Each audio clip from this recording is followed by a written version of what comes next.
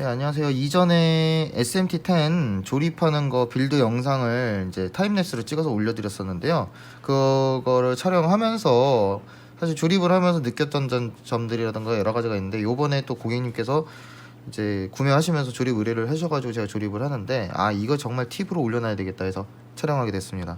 일단 우선적으로 여기까지 이 피스톤 조립해서 이 안에까지 다 이렇게 완료되는 거는 뭐 기본적으로 매뉴얼대로 조립하시면 돼요. 그 다음에 추후에 나중에 뚜껑을 조이다가 보면 오일이 새 나오거든요. 그 오일이 여기 묻게 되면 닦기가 참 힘들어요. 그러니까 이거를 최대한 아래로 내려줍니다.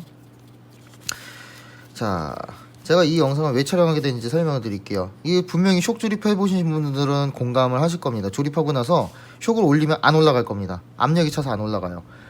두 번째가 피스톤 쇽을 좀 조립을 해 보신 분들이라면 쇽을 피스톤을 올려놓은 상태로 조이시게 되면 다시 슬금슬금 나옵니다.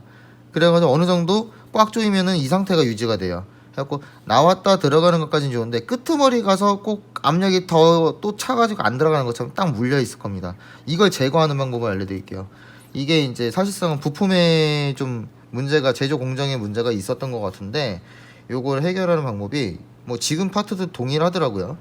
이렇게 좀 보이실지 모르겠는데 구멍을 뚫는 겁니다.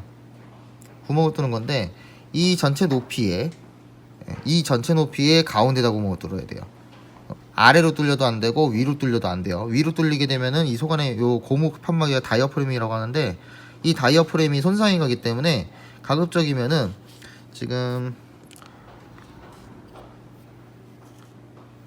이거 뭐니? 요 윗면 여기서부터 여기까지, 그러니까 즉 이만큼이죠. 이만큼 양의, 여기가 아니라 이 전체 높이의 가운데다 구멍을 뚫어주시면 딱 맞습니다. 구멍 사이즈는 크게 상관없습니다. 대부분이 한 1mm 또는 1mm 미만 정도 뚫어주는 게 좋긴 한데, 저 같은 경우에 지금 그냥 1mm짜리로 뚫어놨습니다. 1mm짜리로 한번 빵 뚫었어요. 자, 그러면 이 구멍만 뚫면은 그 현상이 해결이 되냐? 그냥 평범하게 조립하셨다가 이제 다이어프레임 찢어먹어요. 그리고 문제가 생기게 되면은 다이어프레임 또 구매를 해야 되니까 시간이 걸리니까 그거 하는 방법을 알려드릴게요. 일단은 다이얼은 맨 밑으로 내려주시고요. 여기다가 제가 조립하는 방식을 알려드리는 거예요. 오일을 쭉 넣습니다. 어느 정도 넣는데 절반 이상 넣질 않아요, 저는요. 일단 왜냐면 기포가 빠지는데 이 쇽 이만큼을 기포 빠지는 거 기다리려면 한참 걸리거든요. 이 상태에서 요 안쪽을 보시면서 오일 위로 피스톤이 올라오지만 않을 정도로 이렇게 피스톤질을 위아래로 해주면서 기포를 빼줍니다. 기포가 금방 빠지죠. 오일이 얼마 없기 때문에 금방 빠져요. 왜냐면 피스톤 밑에 있는 공간에 그 기포만 빼주면 되는 거기 때문에 굳이 이거를 뭐 오일을 꽉 채워서 할 필요는 없습니다. 이렇게 움직여서 어느 정도 빼주세요. 빼주시고 오일을 다시 넣는데요. 오일 들어가는 양을 잘 보셔야 됩니다. 이렇게 어느 정도 넣다 보면 한 1cm 정도 남짓 남겨놨을 때 냅두세요. 한 1cm 정도 남았는데, 이 상태에서 쇽샤프트를 천천히 올리세요. 많이 확 올려갖고 끝까지 다 올리는 거 아닙니다. 오일 밖으로 절대로 그 피스톤 끄트머리 너트가 나오면 안 돼요. 천천히 이렇게 올리다 보면은 이렇게 될 때가 있어요. 지금 오일 밖으로 피스톤의 그 너트가 나오려고 합니다. 그러면 안 돼요. 절대로 나오면 안 돼요. 그러면 기포가 들어가거든요, 밑으로. 이때 추가로 합니다. 이렇게 추가로 했고 마지막까지 끝까지 올려줍니다. 했을 때 나오면 안 돼요. 지금 안 나왔죠.